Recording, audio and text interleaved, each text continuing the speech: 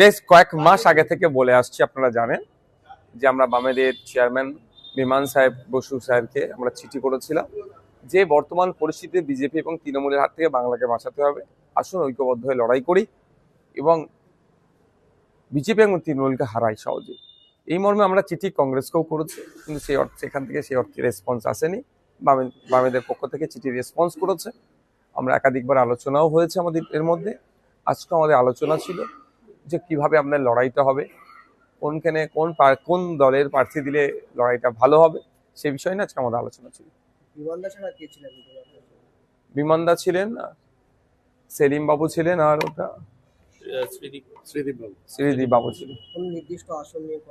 না, নির্দিষ্ট আসন নিয়ে না, আমরা একটা সংখ্যার আসনের কথা হয়েছে, সেটা নিয়ে আলোচনা হচ্ছিল। কোথায় কারা লড়াই করলে সেটা আমরা ভালো রেজাল্ট করবে, সেই বিষয়টা আমরা বেশি আলোচনা করেছি। আমাদের অ্যাকচুয়াল লক্ষ্য হচ্ছে যে বিজেপি এবং তৃণমূলকে হারানো, সংখ্যায় শুধু সিট বাড়িয়ে নিয়ে ওটা আমাদের লক্ষ্য না, এটা আমরা বলে এসেছি ওখানে যে আমরা চাইবো যারা যেখানে শক্তিশালী আছে তাদেরকে আরো বেশি সাপোর্ট দিয়ে সেই সিটটাকে কিভাবে বিজেপি এবং তৃণমূলের হাত থেকে কেড়ে নেওয়া যায়।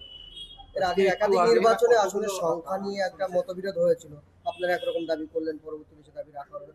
কত দাবি করলেন আপনারা? দেখুন, এক্সাক্ট এখন সংখ্যাটা বলছি না, আলোচনার যেহেতু স্টেজে আছে, যখন প্রয়োজন হবে এটা পাবলিক ডোমেইনে ডিসক্লোজ করবো। হ্যাঁ, 2024 নির্বাচনে আমরা যে সিটটা চেয়েছিলাম সেই সিটটাতে হয়নি, ফলে আমরা আলাদাভাবে লড়াই করেছিলাম।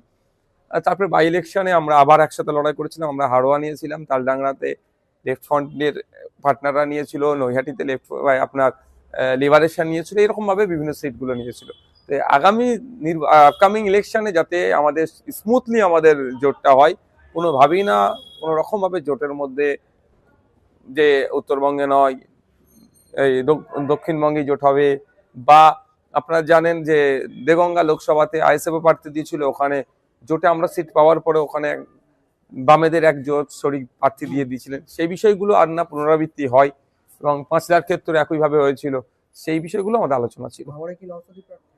দেখুন, আমাদের পার্টি ডিসাইড করবে। কংগ্রেসকে অলরেডি আমরা বাই মেল করেছি, মেল করে আমরা আহ্বান করেছি। প্রয়োজনে আজকে ওনার প্রেস স্টেটমেন্ট দেখবো, প্রয়োজনে আবার রিমাইন্ডার দেবো। আমরা তো চাইছি বিজেপি তৃণমূলের বিরুদ্ধে আমরা সকলে ঐক্যবদ্ধ লড়াই করি। দেখুন, আমরা দিয়েছি বিমান বসু স্যারকে আমি চিঠি দিয়েছি, মোহাম্মদ সেলিম সাহেবকে আমরা চিঠি দিইনি। যদি মোহাম্মদ সেলিম সাহেবকে চিঠি দিয়ে থাকি তাহলে স্বাভাবিকভাবেই প্রশ্ন উঠবেন ফরওয়ার্ড ব্লকে যিনি সেক্রেটারি আছেন তাকে দেওয়া দরকার, আরএসপির বা আরো যে সমস্ত তার শরিকগুলো আছে। আমরা চিঠিটা দিচ্ছি বামেদের চেয়ারম্যানকে। সো বামেদের চেয়ারম্যান মিনস এখানে ইনক্লুড হয়ে যাচ্ছে forward block, RSP, CPIM, CPI. না, আমাদের আলোচনার স্টেজ আছে, এখন সন্তুষ্ট অসন্তুষ্টের প্রশ্ন তো এখন আসেইনি। আমরা একটা সিটের আলোচনা হচ্ছে, এবার সন্তুষ্ট অসন্তুষ্টের প্রশ্ন যখন থাকবে পরের স্টেপে যখন সিট নিয়ে আমরা চর্চা করব, কে সিট কোনটা নেবে বা কোথায় কোন সেগমেন্টে দাঁড়াবে, এইটা নিয়ে হবে। সংখ্যা বাড়লে সেক্ষেত্রে আসলে প্রত্যেককেই কমাতে হবে, সেটা স্যাক্রিফাইস করতেই হবে। আমরা বিজেপির বিরুদ্ধে তৃণমূলের বিরুদ্ধে লড়াই করবো বলছি, আর আমরা স্যাক্রিফাইস করবো না, এটা হয় না। আইএসএফ স্যাক্রিফাইস করতে প্রস্তুত আছে একদম। হুমায়ুন কবির 31শে জানুয়ারি পর্যন্ত সময়সীমা দিয়ে বলেছেন মিল এবং আইএসএফ এর সঙ্গে আসন সমঝোতা করবে।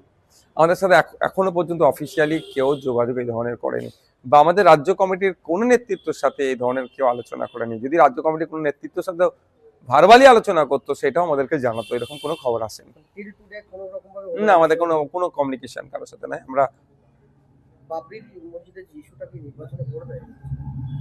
দেখুন, অল অ্যাবাউট পলিটিক্স আমি অনেক আগে বলেছি, প্রত্যেকটা ইস্যুই তৈরি হচ্ছে নির্বাচনকে সামনে রেখে।